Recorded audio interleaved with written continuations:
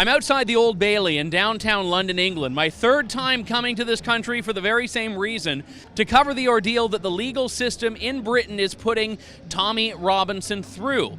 It stems back to a contempt of court allegation against him for which he was convicted, jailed, then that was overturned on appeal, but then the Attorney General ordered a new trial on it, which brings us to what's happening this week. A two-day trial prosecuted by a lawyer for the Attorney General, basically that could put Tommy Robinson back to jail again.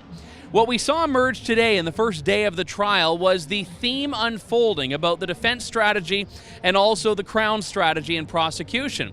Tommy Robinson is saying two main things, chief among them that he was reporting. He was doing what any concerned citizen journalist would do, bringing attention to a critical issue facing the community of Huddersfield, and that was the gang rape, the sex grooming gangs that existed in there that were targeting young girls.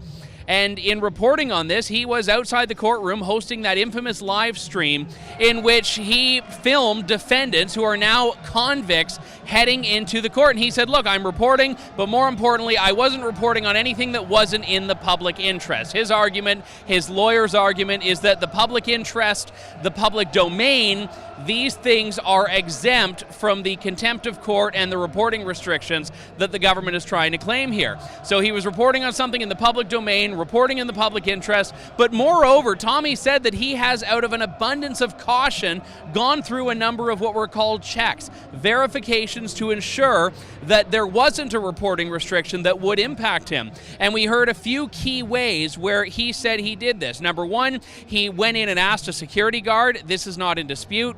Number two, he looked at the court website. It did not say there was a reporting restriction. And number three, he had a colleague of his go in and actually look at the courtroom door and the monitors in the courtroom, and those did not have the indication of a reporting restriction. Now, the British judicial policy is that a reporting restriction is published in all of those places. And what happened? The Crown's star witness, a woman by the name of Michelle Dunderdale, testified, and her word is that the court failed. That's what she said. The court failed at doing this. The process has failed. The internal process has failed. And she says that this is something they've had to come up with another way around, a new process. They've needed to change it up. But there's an admission from the government that this reporting restriction was not notified. Now, a couple of things happened to combat this. The Attorney General's lawyer said, number one, that it doesn't matter anyway because, you know, the reporting restriction exists whether you are negligent or not, whether you're ignorant or not.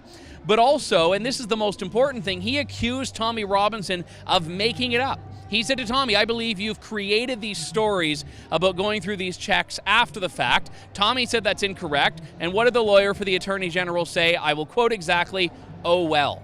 So this is what's happening here. You have the government of the United Kingdom, the Attorney General of this country, of England and Wales, saying to Tommy Robinson, we believe you've made it up, you didn't go through these checks, even though the government admits, the government's witness admits that these things did not happen, these things that were supposed to happen. Now, there are obviously going to be a lot of arguments about the law itself, not the facts of the case, but the law, and we're expected to hear more of those when day 2 of the trial kicks off.